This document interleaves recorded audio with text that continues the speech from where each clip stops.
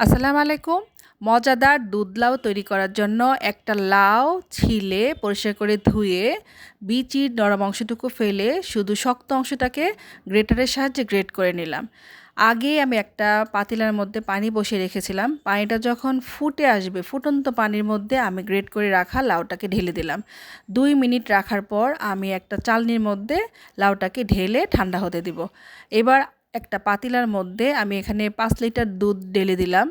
এই দুধের মধ্যে এলাচি দারচিনি দিয়ে দিলাম, তেজপাতাও দিয়েছি।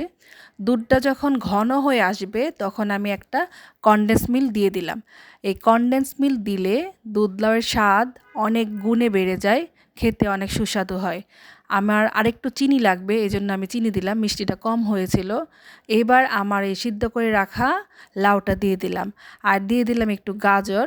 গাজরটা শুধু সৌন্দর্যের জন্য দিলাম, সাদা লাউয়ের মধ্যে একটু গাজর দিলাম ভালো লাগার জন্য, দেখতে সুন্দর লাগার জন্য।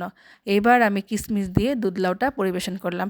এইভাবে দুধ লাউ করে খেয়ে দেখুন, অনেক অনেক মজা হয়।